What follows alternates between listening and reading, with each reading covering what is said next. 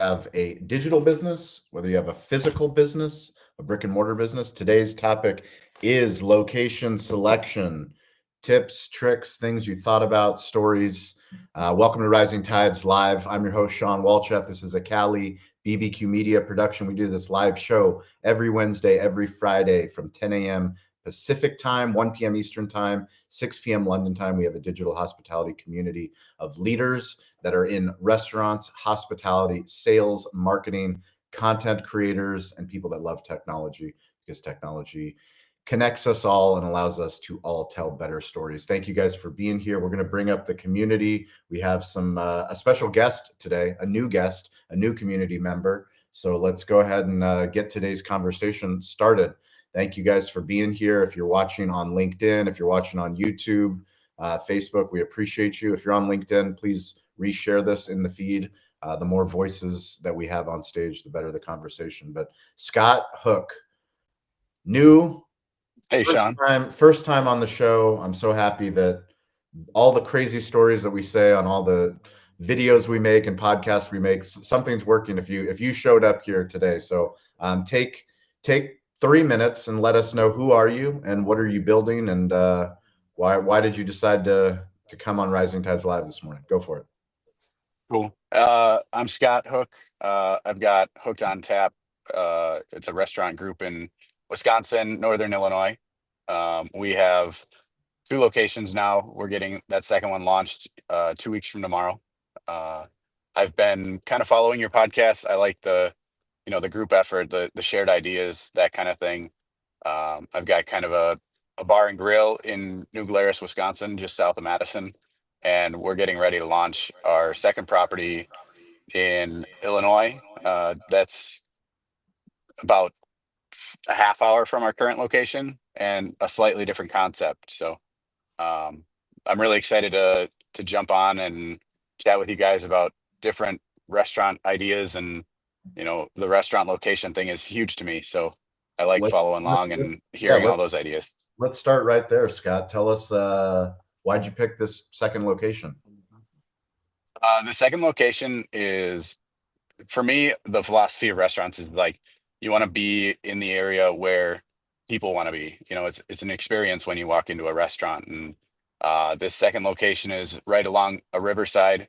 It's kind of an outdoor beer garden style restaurant, and there was no food on property before, so we're kind of growing that community of people that want to be outside in the summertime. And being along the riverside in the Midwest is valuable because you can't get it all year round. And we wanted to kind of bring more people to that outdoor ambiance and allow them the ability to enjoy themselves as much as they can over the summertime.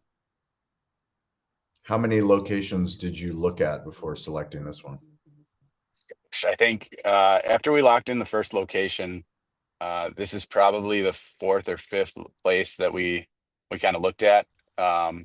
We wanted a space big enough to provide live music, and we looked at a few right off the bat that had the ability to have indoor live music, and ultimately we settled for that outdoor amphitheater style music venue. And this one being right on the river, the acoustics are perfect, and the location's right between a couple major cities in the area. So I think we're right in the demographic where we need to be. That's awesome. And was it an existing restaurant or bar before? It was an existing bar. He would bring in food trucks along the way, and kind of do these pop-up parties. And it had quite a following in the Illinois, Southern Wisconsin group. But we decided to bring in our own restaurant concept and style it a little bit of a barbecue joint, a little bit of a mom and pop burger shop. So we're still dialing in a couple of the menu items, but our core food group is definitely figured out. That's really cool. Do you smoker on site? Yep. We have a smoker on site. Yep. We We brought in a custom smoker, and oh,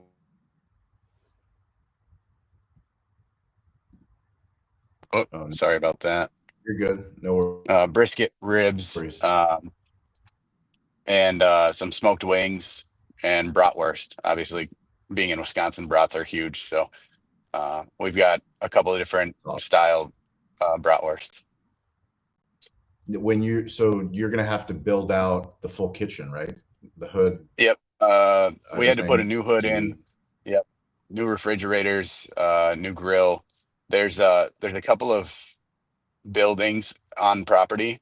It was a repurposed existing woodshed slash coal mill from the early 1900s. So he had an Mhm. indoor bar built, and we repurposed what he had for an Airbnb on property into uh, what today will be a kitchen. That's awesome. And when projected open date? Uh, My yeah. favorite question So to ask one front owner. When do you want to yep. be open, and when do you expect to be open? My original date was this coming weekend, the 18th. We've Wow. pushed that back. We're doing our soft launch on the 26th, and we'll do our full blown open May 2nd. It's been about a 6 month That is process to kind of get everything converted to where we need it to be. Oh, Scott, I'm so grateful that you joined us at such a busy time. Congratulations on the second location. Perfect guest to come in to the Rising Tides today. We are talking about business location selection, whether you have a brick and mortar business or a digital business. You are physically somewhere. So we're going to have a conversation today about how you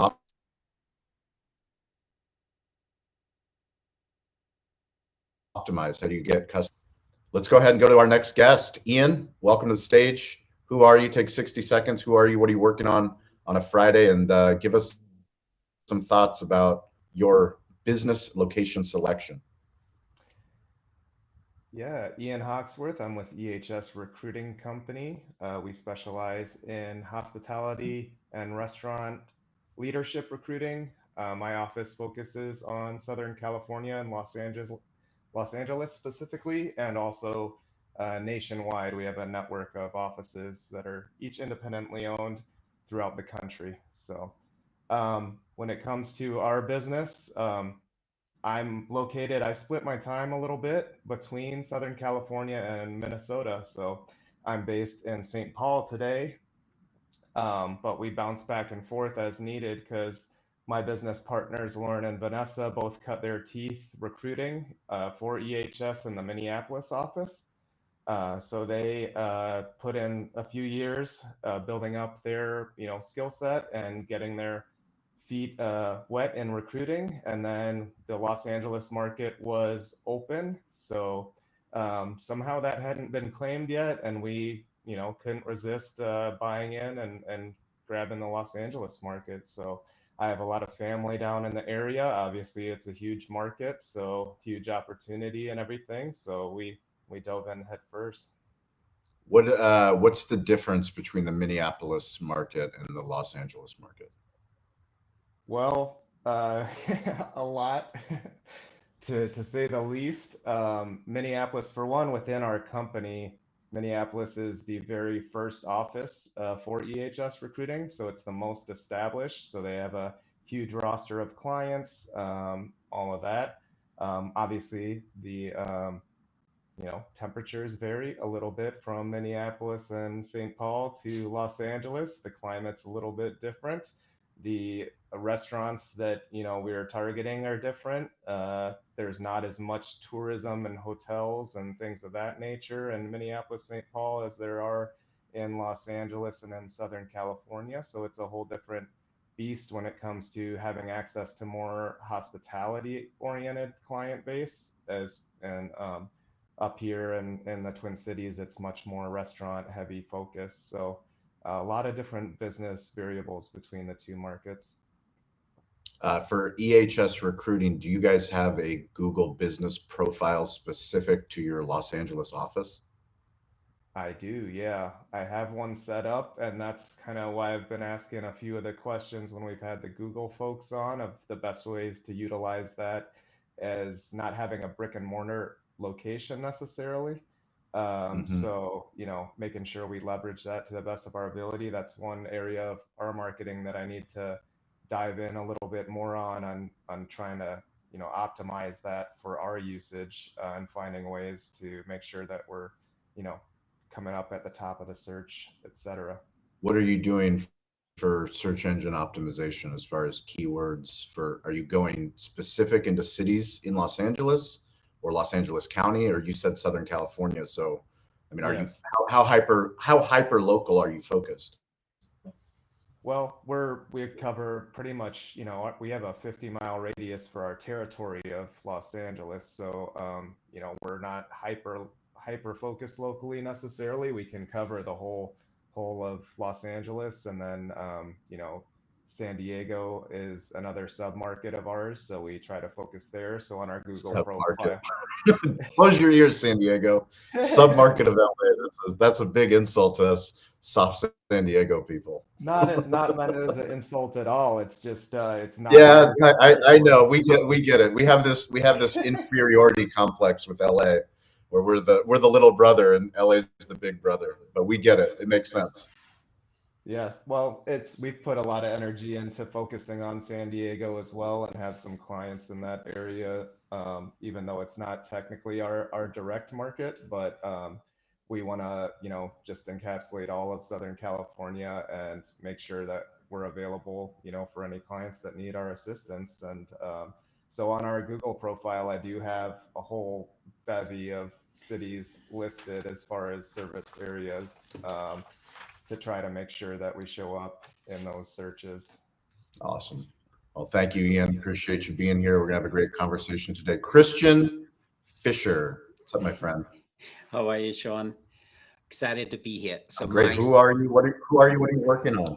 Okay, my name is Christian Fisher, and we building a hub which is used for high impact coaching, book writing, and business strategies, and that's all designed around helping you lead better and execute with a little bit more clarity. So as we're working with our clients, we realize that's one of the things which is missing. And for me, I heard Richard is on. So I have my pen and paper.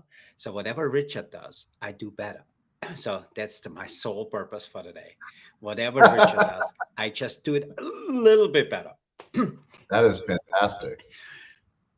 So, by the way, this is a really interesting conversation about location. And as you know, we just opened up a new location in Florida on the other side, on the beautiful East Coast.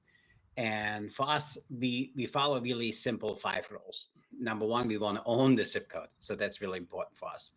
Does it work with the audience we align ourselves with is number two. And then we do something we call occasion mapping. If I want to do certain events, would that fit within? And then for me, parking, number one, parking is a really big one. And then we're looking at data-driven decision making. And I talk a lot about this. For us, we want to make sure that we fit in where we play nicely with.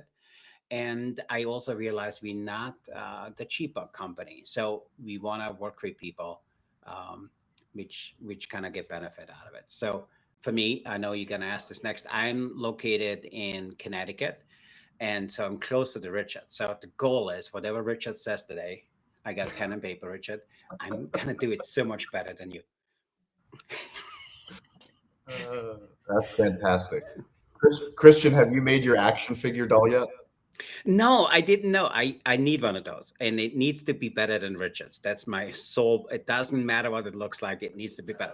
I have this guy here. So this is my mini Richard. Well, yeah, I yeah, like yeah. it. And so for me, I haven't done it yet. So, but around location. By the way, if any of the audience need to check out Ian, he's doing some amazing work. And then also Matty smokes. Not that doesn't mean he smokes out back. I mean, what he does for his business is amazing. He does But- smoke on back. He smokes meat. Oh, okay. So for me, my job today is I have pen and paper. Whatever Richard is gonna say, Richard, I'm sorry, I tell you ahead of time. We're gonna do it much better than you, and that's all I got. That is fantastic, Christian. Thank you. I'm going to pass it to Richard because I feel like he needs a rebuttal. Richard, who are you? What are you building? And give us some thoughts on business location selection. Well, first of all, I want to put a 25% tariff on everything Christian's just said. Nicely done. That hurt. That's not nice, Richard. That really hurt. You started it. Hang on a sec. That's been used all week. Anyway, this is a great conversation, and it's one that I really love. I am Richard. I have a business called Richard Solutions. It's all about supporting my clients to be the very best versions of themselves. And it's funny when we talk about place and location, because I think there's so many variables to this. And it actually reminded me of marketing at university a long time ago. And one of the principles of marketing, everybody thinks that marketing's social media. It's not. Social media is a tiny proportion of promotion.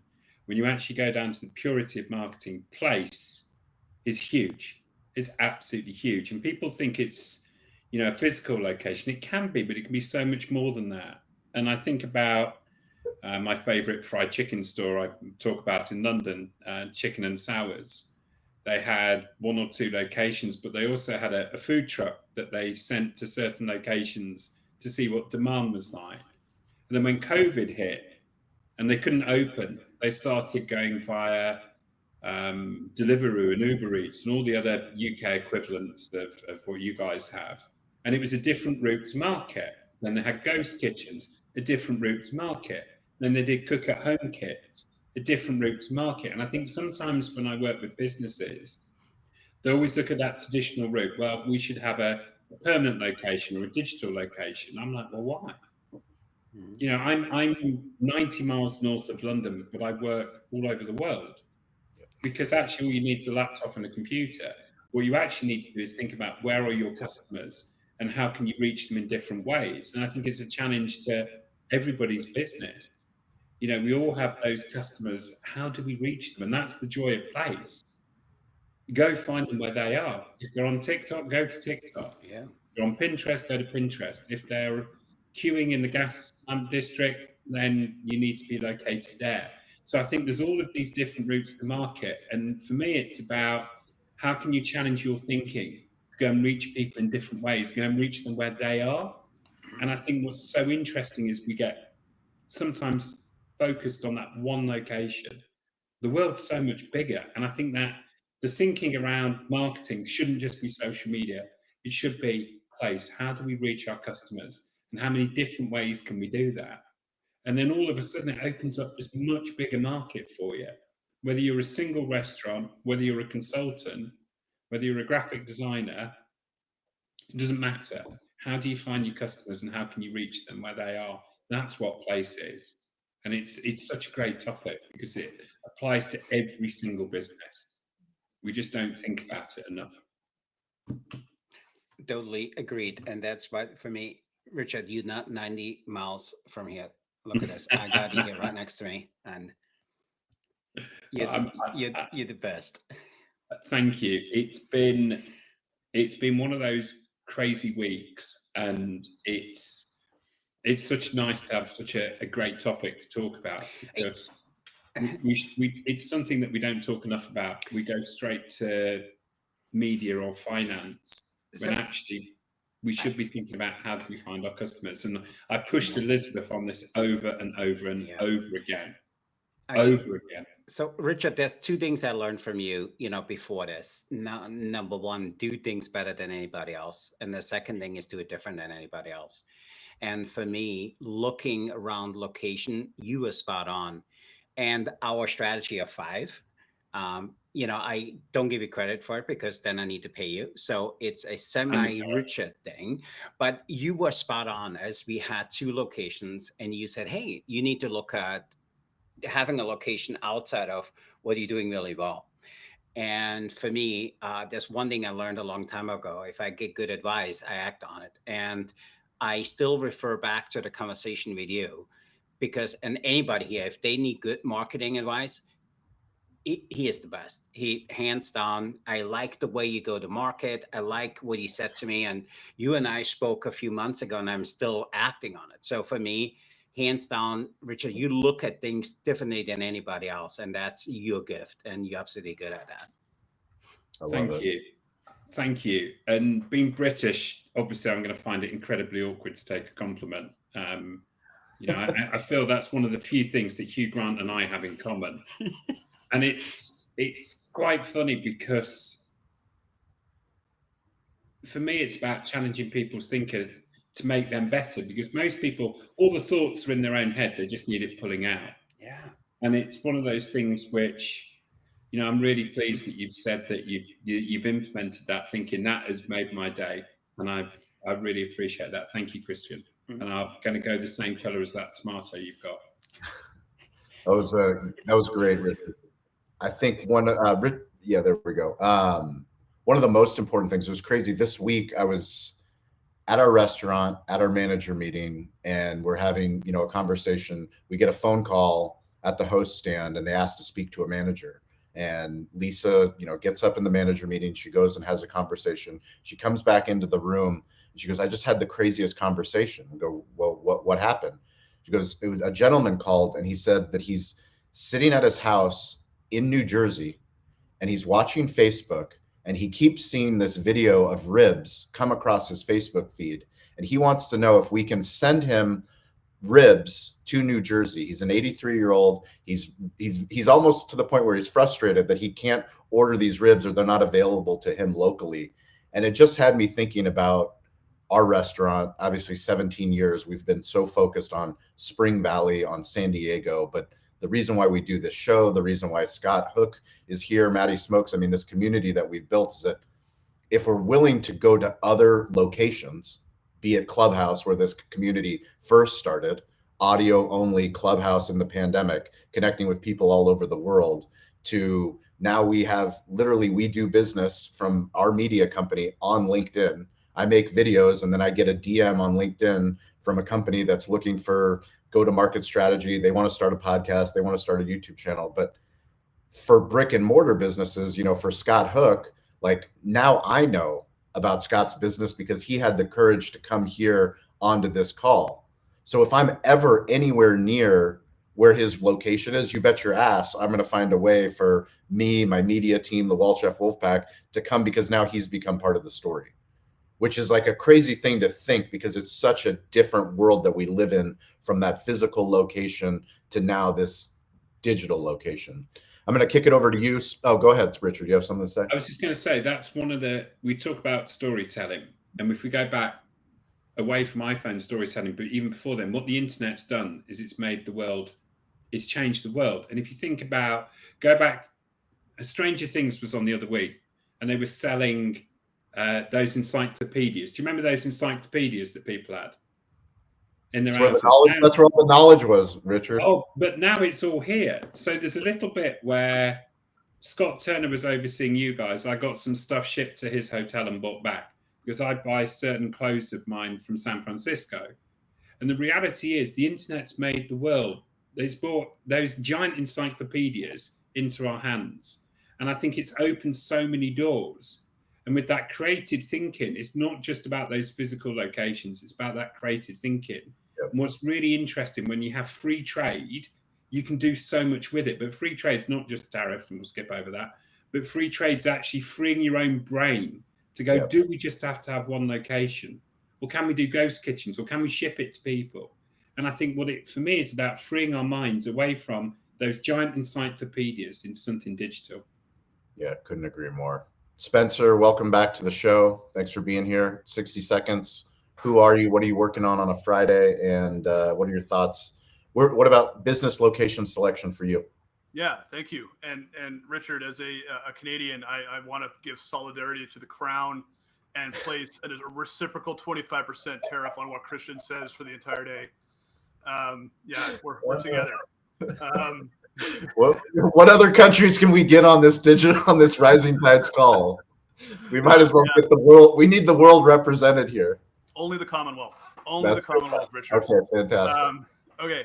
I recently was just at the Restaurants Canada show. I had the opportunity to get on stage, and I'm from back of house. We work with Gordon Foods. We provide tech assistance to GFS customers when they're looking for new products and new technology. So I was able to get up on stage and talk about the rise of AI in the restaurant business. And through the research, I found Starbucks with the widespread use of their mobile app and how effective it is and how it's really just the best in class, best in industry. They tend to no longer need, the immense amounts of market research they would usually rely on to say, okay, where do we need to open a cafe? Because now they know exactly where their customers are ordering from because your location data is right there on the phone. So, and they'll just wash it through an AI bot to say, you've reached the threshold, time to open a cafe here now. And, for those people that live in that area, like, well, I used to have to walk 4 blocks to my nearest Starbucks. Now there's actually one in my building at the bottom of my elevator. Wow, how do they know this? Amazing. And obviously that location data, when you leave it operating your phone, Google is picking that up. So I'm kind of maybe putting it out there, wondering how far away we are from this market research we used to do. And Scott, from your experience of going through multiple locations, you have a criteria what you know. Just putting that in those points into a bot and it coming out with, this is probably what you should do next, as opposed to the painstaking process you may have gone through. And that's my previously to being back to the restaurant world. I was in the commercial real estate software world, and eliminating the use for the massive commission payouts to commercial brokers is not a bad thing for this world. I think if we can do it through data and just making a data-based decision, that's where that market knowledge may switch to. So I don't know if I really have a total question in this. I was just fascinated to say how far away we really are from just plugging your criteria and saying, and the bot telling you, yep, open at this location. It makes sense for everything you want to put in there. That's awesome. How was the show, Michael or Spencer? No worries. That happens to be. How do you say your last name? How do you say your last name? It's Michael. So I have 2 first names. Spencer Michael. I get that every single day, so don't worry about it. I think actually I was introduced as Michael when I went up onto the stage at the really? Canada show. Yeah, she quickly. Who puts on the show? Restaurants Canada, similar to the NRA. It's a National Restaurant Association, essentially. It was well done. It was. Christian, can you mute your mic? I think we have feedback on yours. Yeah. Thank you. I'm in Vancouver, so it was in Toronto, so right in downtown Toronto, which is always even though it was -8 Celsius, it was nice to be there. Yeah, it was really well done. I guess it's somewhere in between size-wise, your local food show towards, not as big as NRA, but definitely well represented across the country. And it was a really great discussion on AI, and I got to meet some great people as always. And so that's really cool. Yeah. Well, thank you. Thank you for sharing that. Let's go to Hildy.com. Did you get your Troy testimonial? I think Mike, our producer, was working on that, so he'll get that over to you, get that posted. I would love that. I don't think I've gotten it yet, but okay. I feel the love. I feel the love in the room, and I'm grateful for it. Some of you know this, but I was such an idiot, and I opened a restaurant. Why? Okay. Because I was dating a guy who had a gym in the shopping center. So I decided I had to open in that shopping center. Come on. Are you serious? True. How have we not heard this story? You opened a restaurant to date a guy who owned a gym? No. I was dating him. And I thought, let me sign a lease in the same center because he'll refer me business. For the restaurant? Yeah. Fantastic. Okay, I'm not always the smartest. Maybe that's why I sell swag for a living. Fantastic. Yes. Amazing. So yes, it was a brand new shopping center in the suburbs of Atlanta where steak and potatoes 25 years ago was all people wanted, and I served health food, and I lost $100,000. Wow. $100,000 is good. That's not that. obviously you wish you had the $100,000, but for opening a restaurant and getting it, I mean, it could have been a lot more, I It guess. could have been. You did really And well. he Get out. ended up breaking up with me after a year, like on a text message. It was right Brutal. out of a song. So yeah, hopefully no one will ever do the mistake I did, because people tell me that had I opened up in a hip trendy area, I would still be open to this day. So it is what it is. I'm massively cooking right now for Passover. So believe me, I get enough cooking, more that probably, and more joyful, because I'm cooking when I want instead of in a restaurant. But yeah, not the smartest way to open a restaurant, whatever. But now I work wherever I want. You know, selling swag for a living, I can be in Italy for a month and still make money as long as I get online every day. So that's what I do. I sell swag. I'm always looking for referrals. Jeff reached out to me, Shawn. I'm sure that was your little thought process working there. That's it. So thank you. Close that deal, upper deck, get it done. I'm working on it, but I'm not pushy. I never will be. I'm more heart-centered. Oh, and Christian, I don't know you, but you will never be better than Richard in my book. Sorry. He has my unconditional love for life. That Sorry. I feel like it's Valentine's Day. You're muted. You're muted, Christian. We can't hear you. That's all right. Fantastic. Hildy, do you have any thoughts on business location selection as somebody that has a digital business that sells physical things? Definitely don't do it based on who you're dating. Yes, that's good advice. And then the other thing I did wrong was I picked a shopping center where it was only easy to get into if you were headed one way on the street. If you were heading the other way, you had to make a U-turn and get in. That's also a stupid place to open a restaurant. And I think to this day, any restaurant that has opened there's Pasta Vino, who opened up next to me, and he ended up absorbing my location, and he does well. But it's pretty much, what do they call that? A white elephant when a shopping center goes dead? Yeah, except for Pasta Vino and a few. What? What do they call it? Richard? What do they call it when a shopping center goes dead? Yeah, white elephant. That's what I said. Yeah.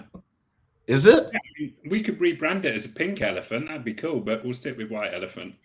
I think Shawn was just trying to make sure that England. I thought, isn't a white elephant a gifting party? Like a white elephant party? Isn't that something you do for Christmas? No? Yes? Census? Am I crazy? We do it at my staff Christmas party every year, where you steal gifts from one another. It's a Christmas thing. Yeah, 100%. What do you do? What's the white elephant rules for the Christmas exchange? So everybody brings in a gift, and basically you open up a random gift. The next person can either steal that gift, or they get to open up another one, and you keep going around the room, and then the last person that goes gets a chance the first person gets a chance at the end to steal. But it's all about stealing gifts, and you get what you want. Richard's face, what is wrong with these Americans? No, I'm thinking I want to move. It's also called Yankee Swap, which is interesting, but or Dirty Santa. Ooh, I like that one. The games are called. So anyway, but I don't know what it's called in England. But anyway. Oh, fantastic! White elephant. Let's stick with white elephant. Fantastic. I just know after a lot of drinks, it's a lot of fun. It is a good game. Maddie, why don't you go for it? Who are you? What are you working on a Friday? And tell us about your business location selection. Hey, what's going on, guys? So I'm Matty Smokes. I am chef owner of JJ Cooper's in Long Beach, 4 blocks right off the boardwalk, down the block from the train lines, 45 minutes out of the city. So location is definitely important for us. And I'm also pitmaster owner of Matty Smokes Barbecue and Catering, where we go where you are. So, location definitely varies and comes into play for me. Mostly physical location. So again, the restaurant, high traffic area, 2 to 3 blocks from the train, about 4 blocks off of the boardwalk with the ocean. But what's convenient and great about my location is we actually have really good public parking on the strip by me. Whereas if you went 2 blocks east, closer to the train, it's horrible parking. So even if you were 2 blocks over one way, it makes a really big difference. Or if you go 2 miles west to the west end of Long Beach, there's no parking at all, but it's the epicenter of 18 to 30-year-olds that is one of the hot spots on Long Island in the area. So for me, it just always a constant debate about location because, for future restaurants and different things, I've always ideally pictured myself having a barbecue beer garden in the middle of an industrial district close to a train line. But right now I'm in a high traffic area. So I think, location's always a debate because you can either be a destination or you can be this spot where everybody's just walking down the block and it goes, oh, you know what, let's go have lunch. Yeah. So it goes really back and forth for me every day. And even this whole conversation of AI helping to dictate where you should be, but the web and social media is making this world smaller and smaller every day. So becoming that destination or that awareness that, oh man, I'm in Long Beach this week.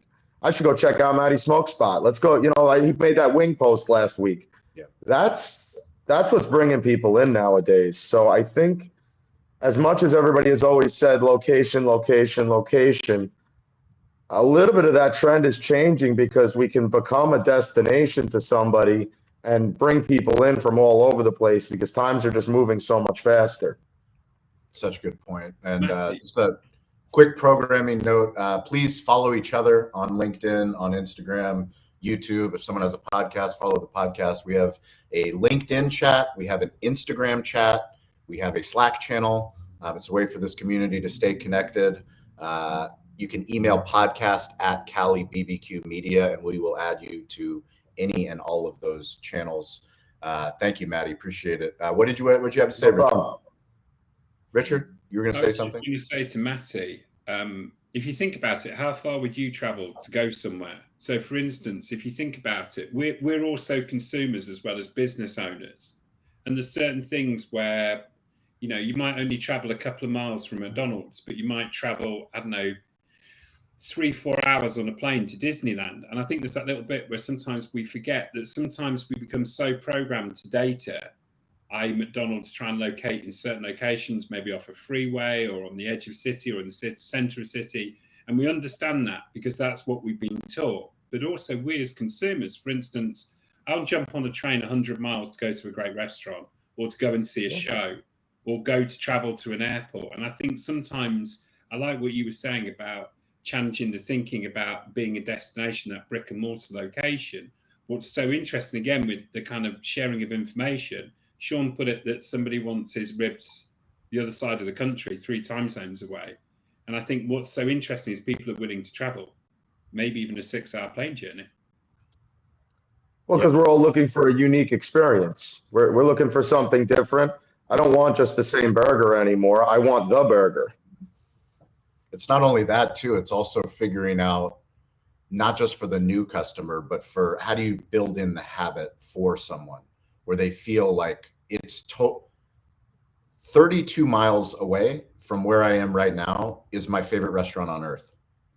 And my family will drive for 35 minutes on the freeway, driving 80 miles an hour to go and eat at that restaurant because I grew up going there and my kids started eating there. And my wife, I took her on dates there. And that's where I ate with my grandfather. And that's where I ate with my grandmother. So it's like, how do we as restaurant owners, business owners, build in that no matter what, when I go to London, I'm going to this place. No matter what, when I fly into Bulgaria or Sofia, I heard about this place. No matter what, when I get to Long Beach, I'm going to take my mother-in-law and my father-in-law to San Pedro Fish Market because they've been watching Kings of Fish on Amazon Prime and they want to go and try these incredible shrimp trays. Speaking of shrimp trays, Michael Ungaro, let's talk about business location selection. Who are you? What are you working on a Friday? And I don't even know if you've shared what we have collectively been working on, which is going to launch pretty soon. So go ahead. I have not. So Mike Ungaro here. For those of you who don't know, CEO visionary for San Pedro Fish Market, which is a fish market restaurant my grandfather started back in 1956. We also self-produce our own TV show called Kings of Fish, which is streaming on Amazon Prime. And Shawn and I and Cali BBQ team have teamed up for season 2, which we're currently producing. And we'll be talking a lot about that on the new podcast that we're about to launch first week of May, I believe it is, right before the restaurant show, called Fish Factor, which is going to be talking a lot about what we do behind the scenes and what it's like to be third generation moving into fourth on a family-owned business, producing our own TV series and dealing with, all the stuff that we've dealt with over the decades and how we maintain that and survive. God, you know what I was thinking about as you guys were talking about barbecue? And I was remembering when I left my family business at one point, so I can't handle these crazy people anymore. And I'm going to open my own restaurant. It's like I was listening to Hildy. I'm like, yeah, I lost $250,000 on that project. There was just, there were only girls involved were my wife and 3 daughters, one of which was just a newborn. So, doing it for them, trying to create a future. And what I had created out of that was accidentally was a catering offer. And what was interesting about that, this is pre-Facebook, right? So there's no social media at the time. This is 2004, 2005. And I had friends that were in the medical sales business that would come to me and go, hey, we all grew up with these same recipes and you're freeway close. Let's create a catering menu. It wasn't even my restaurant menu. It was just that we could create these different items and deliver them to the hospitals. And I thought, wow, maybe there's something here. I didn't think about catering. And I had come across a guy named Michael Atias, who was a franchisee of Corky's Barbecue in Tennessee. And he had a whole catering sales system that he would sell. And what was interesting about it was he would interview people, very much like you do, Shawn, but there was no podcasting. There was no internet, really. So it would come in a cassette that I was to. It was really cool. And later on, the guy that got Corky's Barbecue onto QVC was talking about his story of how he did that. And eventually I got to QVC and happened to meet him, and he handled all our fulfillment. So it was a weird loop. But what was interesting about what he did was he's like, where we were in Tennessee is people were coming in for the music, but they'd have the ribs and they would reach out to us and say, hey, how could I get these sent to my home?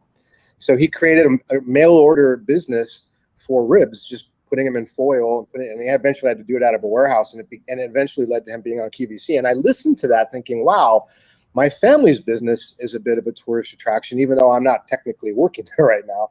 Why aren't we doing the same thing with seafood? And that's what happened, is that turned into us moving into Goldbelly and finding a way to take our shrimp trays and package them and ship them.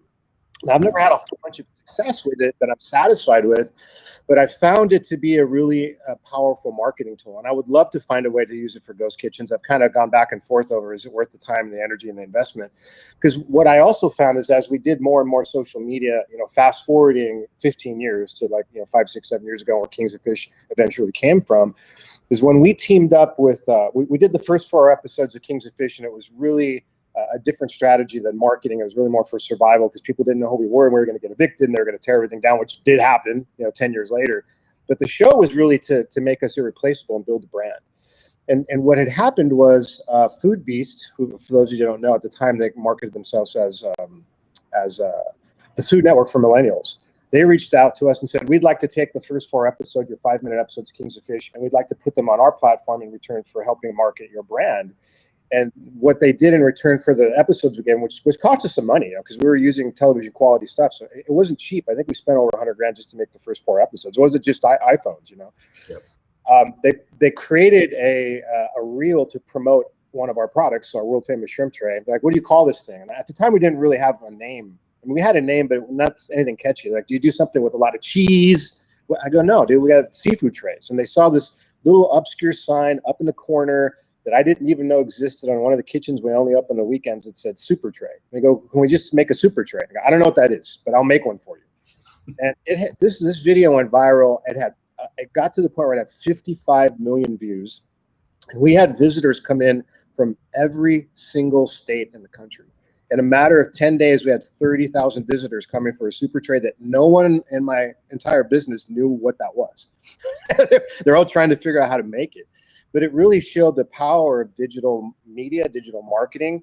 And it started to make me think, do we need to be in this location to do this? We can ship these things. We can, the ghost kitchen, I think there's still some legs there, but I'm not sure how to do that yet. But I would rather invest in marketing or branding a product that goes out of a ghost kitchen before we invest in a brick and mortar. But as far as the locations, what we're doing right now is we're not doing anything less than 10,000 square feet, and we prefer to be on the water. So Monterey will be our next location, 30-year lease signed there that'll open next year.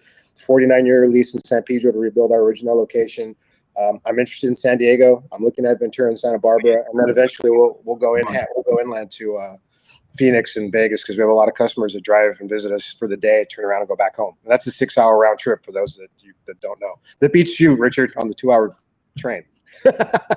So that's what we're up to.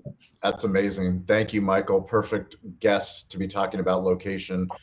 Just for everybody, Scott Hook, he's new on the call. He already introduced himself. He's opening up his second location, restaurant location. It's going to be in like a week or two, hopefully, soft opening. But you're here. You heard us on. You heard me on the podcast, and you've been joined. We're really happy that you're here, Scott. So please be sure to connect with everybody here on the call on LinkedIn. We'll follow you back on Instagram, on YouTube, whatever, wherever you are digitally. This community will support you and show up for you. Troy Hooper, business location selection. What are you, Troy? What are you working on? Send out anything that people should know that are going to Restaurant Leadership Conference in Phoenix. Troy and the Pepper Lunch Pickleball is the talk of the town, the talk of the internet. I don't know if anyone can get in outside of like maybe outside, like fan tickets. No fan tickets. You're out. You've sold out. You're muted. We can't hear you. We can't hear you. Okay. There's plenty of room for spectators. Spectators. Many spectators are welcome. And No spectators. tickets. You don't charge tickets to spectate? No, there's no charge for the whole event. You have to be an attendee of the conference. That's your charge. But no, on Monday morning at 8 a.m., we're having a Vegas day club style pickleball tournament. There's a serious tournament. There's 120 players in that tournament. There's about 30 beginners that are going to get a lesson from the founders or the authors of Pickleball for Dummies, the book. And then there's about 4 courts of goofing off, which is where I'll be, because there's a bar and there's food, and there's cocktail servers, and lots of swag from hilld.com. And we welcome everybody to spectate / that's another word for network. Come out, hang out, network with everybody, have a good time, take lots and lots of pictures, and let's just have a good time together. So that's Monday morning. What do I want people to know for RLC? If you're going to Restaurant Leadership Conference, please come at 2:55 p.m.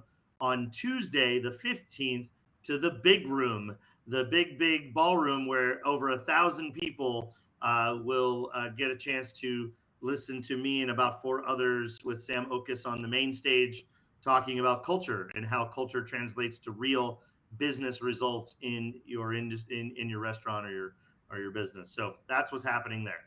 That is amazing, Troy. We are, for all of us that have known the Troy Hooper from the clubhouse days to what Troy Hooper is doing now, it is an absolute incredible story. Building a rocket ship with Pepper Lunch restaurants, over 500. Let's high level for us, business location selection, since you, this is top of mind for you, your franchisees, building out in the United States, the locations. Go for it. Give us some advice. An hour-long call about what that looks like in Ontario province, Toronto, Canada, just before coming on here. Look, after doing our job as a franchisor on the brand and the menu and the infrastructure and the support, all that stuff we're supposed to do anyway, after picking and partnering with the right franchisee, the most important thing we do and the thing we actually spend the most time, money, and resources and effort on is real estate. It is that decision, because you cannot reverse a bad decision. You cannot take $800,000 out of a building that you have converted to a Pepper Lunch. It's sunk costs you're not going to recover, and you're in a 10-year lease, and there's nothing you can do about it, really. So this is a big, important decision. And we're lucky that Pepper Lunch is very nimble, very agile, very flexible in its formats and sizes and shapes and where and how we can show up. So that's helpful. But man, it is still tough with a brand that has never been in Middle America, the Southeast of America, the Northeast of America, to get it right. And so we spend a lot of effort. We use technology. I'd say a big piece of it is our white space analysis. We use technology partner SiteZeus to help map that and determine that based on 362 benchmarks we use. Now, look, we really actually look at about 20 of them. 20 of them matter the most. But the original map was developed with about 362 benchmarks. So we use technology. We actually use 2 national real estate brokerages and their technology and their insights. And then they help us find the absolute best in market restaurant commercial realtor broker that's available. And we work with their intelligence and their local market knowledge.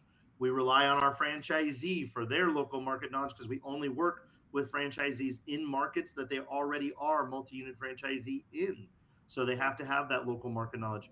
And honestly, lastly, we take the collective knowledge of our team and we go on the ground and we drive the neighborhood and we walk the plazas and we sit inside the competitive or lookalike stores and we just use our intuition. At the end of the day, you got to use what makes sense. And it's funny because my head of real estate and development has gone to a site more than once, sat in the parking lot for 4 hours and recorded the type of cars, not just the number of cars and number of people per car, but what kind of cars are driving by, what kind of cars are coming to that parking lot. What kind of bags are the women carrying that walk into Chipotle? Like, no shit, it's crazy. But the idea that if you're looking for a certain type of customer and the data says they're there, but you drive there and you sit there for 4 or 5 hours and you don't see those people, maybe the data says they're driving by, but they're not actually pulling in. So real estate's very difficult. It is a giant educated guess. And you better spend a lot of time, effort, and money. Here's what we see. I'll wrap it up with this. Here's the problem. Here's what we see. People decide on a piece of real estate before they decide on the damn thing they're going to build in that. Oh, this is a great location. I can get it super cheap. They call the number. Don't call the number. They talk to the broker. Don't talk to the broker. He's on the side of the landlord. They talk to the landlord. I've literally been called by people that leased a space to build a restaurant in that didn't have gas or the possibility of ventilation. It was physically impossible to build a restaurant. So they built a wine bar with a limited cold menu using recirculated ventilation, and it took them 1.5 years to build it. So, please don't lease a space and then decide what you're going to build there.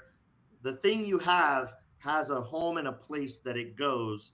Please put that in the right place, not pick a place and try to fit a round peg in a square hole. Real estate is too expensive. It's too much of a risk. And it is the reason that a big majority of restaurants that do fail, that 55% in 2 years, 70% in 5 years that fail, real estate's the reason, bad real estate's the reason for most of those failures, quite frankly. It's not the idea. It's not the operator. It's not the execution. It might be the marketing. It certainly is a lack of swag from Hildy.com. But at the end of the day, real estate was the bad choice. Amazing, Troy. So much knowledge in one share. What you were saying about your director of real estate going and actually spending time there reminded me of a video I just saw from Stratus Morfogen. For those that don't follow Stratus, he's phenomenal. He's out of New York City. He has a diner that's 24 hours. He started Brooklyn Dumpling Shop. But he goes and tells the broker that he wants the keys to the location so that he can go and inspect the energy in the space. And he doesn't want the broker to go with him. Like, that is a condition that he wants to go and open up this by himself, go uninterrupted. Let me feel the space. Let me think about what the open kitchen is going to be like. Let me pound on the walls. Let me feel the energy. And he's like, all the brokers think I'm crazy, but that's my requirement. It's a non-negotiable. I have to go and inspect the space and feel the space before I invest any of my money. Yeah. If I may. Troy, of course. Anybody can at any time unmute and talk over me. That is a whole rising tide permission. Troy, before you got on, I talked about Starbucks using AI to be able to pinpoint the location of where their customers are, where they're ordering from, and using that as market research. And Maddie, to your point about being the destination, it's not all about the data. And Troy, obviously you bridged that completely together, where the data has to be there, the information has to be on hand, but you've got to go do your own research. You've got to use your instincts. And the second half of the talk I did was AI is the co-pilot, not the total answer. It's the assistant. The data is there not to just provide you with what to do next, but to give you some real good guidelines to say it's probably a good idea to do this, but use your own intuition. So that's a great story.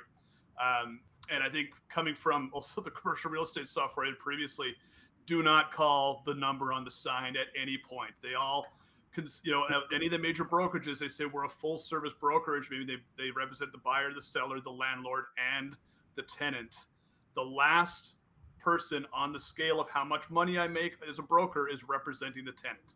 If you represent the buyer, you're a multimillionaire. If you represent the tenant, you've been at this for maybe 2 years and they throw you some bones every now and then. So be very, very careful about which broker you tend to deal with. Great advice. Awesome. Ash, welcome back. Can you talk? Who are you? What are you building on a Friday? What are you working on? And tell us about your business location selection for Muya. I don't know who am I anymore.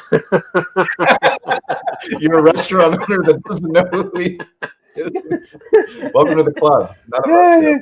Hi guys. How are you guys? Good to see you all. Sorry, I'm usually not around, running around like crazy. My name is Ash. I'm owner of Muya Burger, Fries, and Shake. I see a lot of good old friends here. We actually, maybe by next Friday, we'll have very interesting news, but we'll see.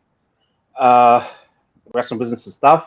We know that, all of us, but it only is a strong people mind and passions that survive. So as for location, I love what Troy said. Actually, I like the idea, Troy. I'm gonna have to try to use that as a 4-hour business time, and how to sit down and watch the cars, and that's actually a very good idea. Location is very important. You're right. Troy is right. Everybody here is right. It takes time. You put money, you can't take it back, and it's a big deal. I'm lucky that we found that location by accident, our first Muya, and it's a very good location. But also, the location is if you can pick up the right landlord, which is very difficult because if you have a bad landlord, you're in trouble. But that's all I have. That's awesome. It's great to have you here, Ash. We appreciate you. Elizabeth Doss, happy Friday. Who are you? What are you working on? And business location selection for a digital business. Yeah. How do you think about it? Do you have a Google business profile? I do not. For I do not. business? Yeah, no, I don't have one. But it's not to say I can't have Richard. one. I know. Richard loves assignment. So my name is Elizabeth Doss. If it makes you feel better, Elizabeth, Stover just started working on Cali BBQ Media's Google business profile. That does make me Hopefully feel that makes you feel better. a lot better. But I'm a social media consultant, so I do spend a lot of time in the digital world. But I do some social media management for some local places. So I am dipping my toe in localization, but I also create animated GIFs for businesses to use across social media. Okay. So this week I have had the privilege to come alongside an amazing group here in South Florida called eaglecountry.net. You can go and watch, but they do a 24/7 live streaming of the eagle nests in the back of the ranch. Now, what's unusual about where I'm at is they have to remain an undisclosed location to protect the eagles. And so it's this interesting balance of you want them to know where you are, but they can't know where you are. And so it's that combo of they are a very physical location, but they have to project it digitally. And there's people all over the world that watch these two. Sorry, I'm here with my friend Rachel. Hi. And we've been working today to get eaglecountry.net set up digitally, especially to start monetizing. They have 26,000 followers on Facebook. How many on YouTube? Just under 13,000 subscribers on YouTube, because people love eagles. But we're working on monetizing. So we're setting up, we got them as Amazon influencers. We are setting up their Amazon merch store. We're working on some KDP, which is printing books, like low content journals that have the eagle pictures and all the stuff on it. So we're trying to do that crossover of a physical, the money part, but still trying to keep it very global and worldwide. And so it is an unusual thing to try to do that. And there's a portion of their facilities, they're going to start doing some survival training and some mentoring type of things here. So that has to stay separate in some ways because the eagles are on the other side of the property. And so they have to figure out how are we going to localize and all those things. So anyway, I wanted to bring that into this because we have been full on there. Go ahead. There is an eagle cam in Big Bear Lake, California. That she knows of it. Okay, so they've partnered with local news stations in San Diego, I know for sure. I don't know, Troy had to jump off the call, but they've partnered with Fox 5 for sure. And Fox 5 will go to the Eagle, literally promoting the Eagle Cam like during the weather segment every single morning. So like my kids will watch, they just had a little baby eagle was born, but like I've heard this multiple times when I'm out, at the store of somebody talking about this Eagle Cam, because they have the digital component, but they also have the legacy media component. So I don't know if there's opportunities to partner with any local news stations or weather stations, but it's great content for them and obviously another audience for you guys. Yes, we have had news outlets here to do interviews before, but we are interested in branching out to more of a continual live input versus a sort of a one-off article, even though we greatly appreciated that and love that. So we're putting feelers out there. That's really cool, Shawn. Go ahead. Sorry. Put the feelers out there for the reoccurring content. Yes. Like even if it's 5 seconds or 15 seconds, once a week, maybe twice a week, like where you check in on Eagle Cam, like that's a huge way to grow the channel, but also a great way to get, all the other products that you guys are offering.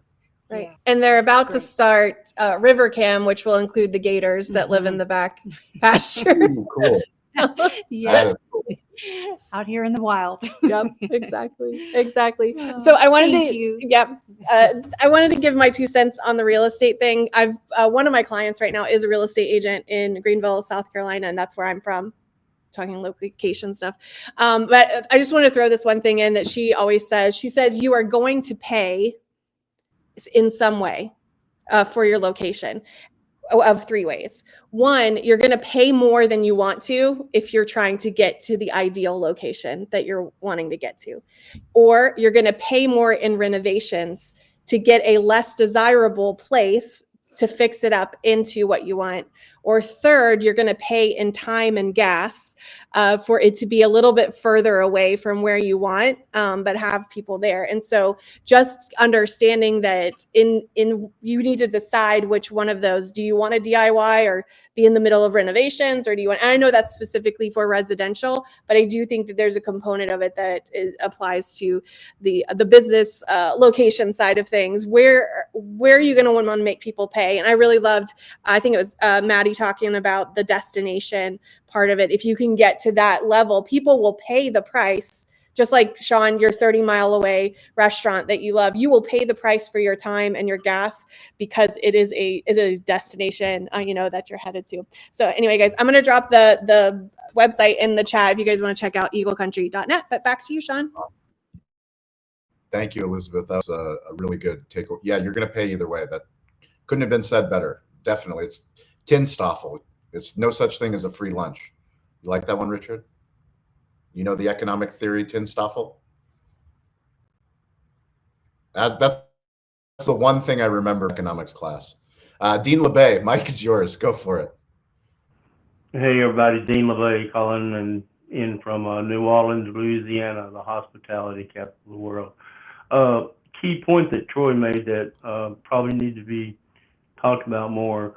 On the location, as I deal with the equipment side of the restaurant industry, give an example. Like in New Orleans, the French Quarter is a very popular place. It's where you want to be.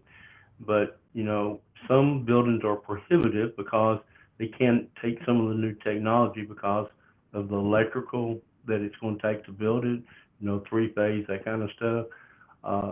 But every building or location that you go into, be sure and make sure your equipment's going to work in it. No gas, no electric, in the hoods.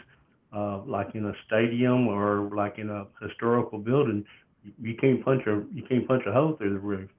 So like Middleby, they make a uh, Hood that will actually take care of that problem for you. There are answers out there, but that's a $300,000 Hood for, I don't know, 18 foot worth of equipment. And that's really only 17 foot of equipment because you got to have 6 inches on each side, which, most of y'all already know that. I want to say welcome to Scott Hook. We are so glad you're here, buddy. Maddie Smokes and Spencer Michaels. I had to look at the TV to see who it was because I'm old and I'm still Dean, new at this. Dean, stop with the old shaming's not going to work. Dean is one of the how'd you make the action figure? The Dean LeBay action figure. I copied it off a LinkedIn post from somebody else, and you did what? And you did what with it? And you did what with it? And I posted it. Yeah. Yeah, Dean made a Dean LeBay action figure. Like I said, the only thing that I wish is it had a potato as one of the accessories. Well, I'm in the works of making what do you call those? A transformer potato theory man who takes your ideals and I got a lot of time on my hands, way too much time. But no, what am I doing in New Orleans? Listen, we got Quarter Fest happening Monday. In New Orleans, there's always something happening. And man, this community, guys, please share it with your friends. Please share it with your competitors. Please share it with everybody because the more people we have in here, the more we learn. Man, Maddie, I don't know why you're not in movies, man. Those videos that you've done, they're just absolutely wonderful.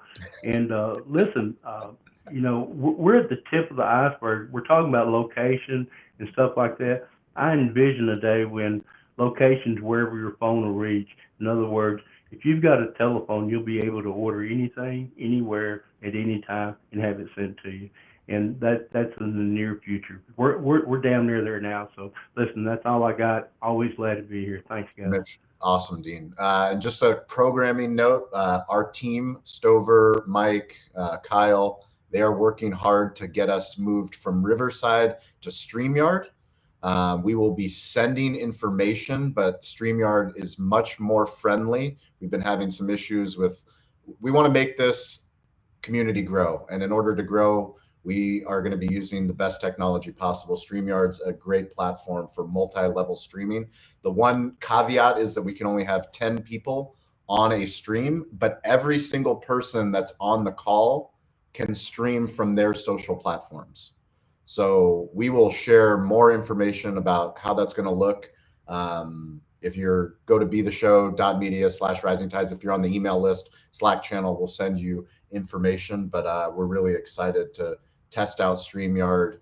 And we appreciate everybody that has come along with the switch from Clubhouse to LinkedIn Audio to Riverside to StreamYard. We will find a home and we will grow as we always do.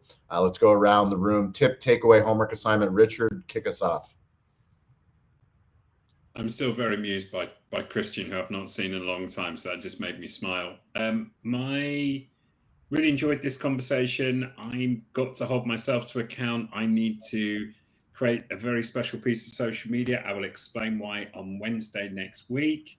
But I also have a very important job to do as well, which is to find Elizabeth Doss in Florida and make sure she gets a Google profile by Wednesday next week. And we're all going to hold her to account. I'm going full Troy on you, Elizabeth. You don't have a Google profile. You have till Wednesday to build it. Otherwise, we will fine you. That's right. There it is. Richard giving out homework assignments. Brilliant. Hildy, go for it. Tip, takeaway, homework assignment. My takeaway is, Richard, can you let me know if I have a Google profile? And maybe that could be a show conversation. Maybe we all talk about what it is, how it benefits us, what we can do to improve it. We have lots of Google business profile content that we filmed at New York with Google executives, insiders, product managers. You can find that at our Cali BBQ Media YouTube channel, but they have the best tips there. Hildy, this is a programming note for everybody. Next Wednesday, we're doing nostalgia marketing. So next Wednesday, talk about nostalgia marketing, whatever that means to you, for you. Bring your stories. Ian, go for it. Tip, takeaway, homework assignment. Yeah, I think I'm on the Google bandwagon. We have the profile set up, but I need to just double check what I have listed in there. Last time I went to update it, it was trying to make me verify my physical location in order to publish any updates, which was a little frustrating because I don't have access to our family home that is set as our home base in the area. So at the time, but I will double check that and yeah, looking forward to chatting more about the nostalgia. That sounds like a fun topic next week. Awesome. Thanks, Ian. Maddie Smokes, go for it. First off, I want to thank you guys. Every time I'm on here, it's just motivational and walk away and really want to keep pushing myself. For homework, I really got to design on work and design on what the next concept looks like, and then utilize that to find what the next location is and where I'm going to do it. But the whole concept of utilizing AI to help me find that location and make determinations as to what kind of patterns are going on. And like they were saying before, sit outside and check all the cars, check the girls' bags, see who's going around, and really kind of make sure that we negotiate proper leases or buildings that are available, because it's one of the biggest decisions you have to make rather than anything else before you even start doing a menu design or anything. So great topic and really enjoyed talking about it. Thanks. Matty, you can always do what the guys did in the UK, which is you can always do a pop-up. Because if you're going to invest that much in that location, there's no reason why you can't just take a marquee for a weekend, put it up and see what people's reactions are. Like I think that sometimes people go straight to buying that second location. You can test it so cheaply by just thinking innovatively around it. So one thing I have done with Maddie Smokes, I take my trailer out and I've popped up in breweries all across Long Island. So I've definitely played around a lot with that. But the growth factor from here really is going to be a location to start dispatching out of. Yep, that's awesome. Great tip, Richard. Dean LeBay, tip, takeaway, homework assignment? For everybody, if you're not on the chat thing on LinkedIn, please join into that. Or there's two people that I know of, Lisa and Claudia, that are doing a lot with SEO. Is that what it's called? And Google Business Profile, yes. Yeah. Lisa Landsman. Yeah, they have. That's a great tip. There's Lisa Landsman on LinkedIn. She is the head of global partnerships for Google, but she was the one that I interviewed for Restaurant Influencers. She is also heading up making sure that the newsletter, so anything Google business related, gets through that newsletter. Thank you. And like I said, we have a LinkedIn chat. Please come. We share experiences and support each other. I'll support everybody that's on there. Can't do a lot, but I can support you. That's it. Thanks. Dean, you're awesome. Thank you. Elizabeth? Yeah, sure. I obviously have homework. Frank, thanks a lot, Richard. But my takeaway was when Troy was talking about checking in on all the things that are allowed in that location or not allowed. We've run into that issue with some of the catering stuff, that after the fact, the bride has already booked it, all the stuff, and then they find out they're not allowed to use some of the equipment that they typically use. And so just double checking that the locations will allow for even those updates. That was a huge share. Anyway, have a great day. Thank you, Elizabeth. Spencer, you're at it. You go. Close us out. I think a couple tips. One, on the action figure front, if you have not seen Andy Fogel from Science on Call, his action figure on LinkedIn, he literally took a picture of an Incredible Hulk action figure and drew a coffee cup with his finger. And that's his LinkedIn action figure. It was perfect. That's fantastic. So, and then I think to SEO and restaurants near me is by far the largest near me search in Google. So if you're doing an incognito search and say restaurants near me and you do not appear, you should find some SEO assistance with that, because talking about, Maddie being in a location where people know you. Well, if I don't know where I am or I don't know anybody, I'm flying into a new spot. That's the first thing I'm going to do on my phone is near me. And Maddie, specific to you, I think when you're talking about buying a location, you're discussing that lease versus buy. And I think you talked about being in the industrial area as well. Rarely does retail space get stratified, meaning you can buy, a single unit. Very rarely, like you have to buy the entire strip mall or whatever it might be for the $30 million or whatever that might be. But they do stratify industrial spaces quite often. So you can buy the individual unit versus just leasing. And then if the business is, you want to move it or things are changing, at least you have that space you own and you can just lease it out to somebody else. That is awesome. Great tip. Yeah, restaurants near me as well as restaurants cerca de me. So if you are near a Spanish-speaking, which we all are, even in the United States, restaurants cerca de me. Lots of inquiries.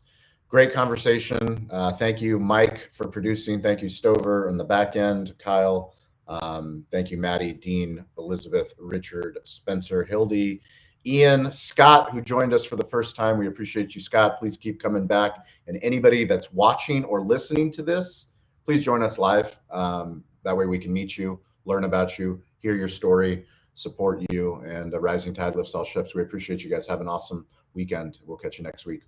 Thank you.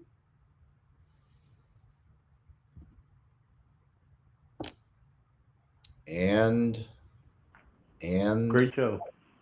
great show, Dean. Yeah, see you soon. Thank you. All right, take care, everyone. Appreciate it. Thanks, guys. Richard, thank you. Have a Scott, good one, guys. Thanks for having me, Shawn. If you need anything, you let us know. Yeah, I'll do that. I'll reach out. Yeah. Look forward to seeing you in Chicago, hopefully. Yeah, see what the schedule looks like. Not hopefully. We'll definitely make that happen. All right. Sounds good. See you then. All right, man. Peace.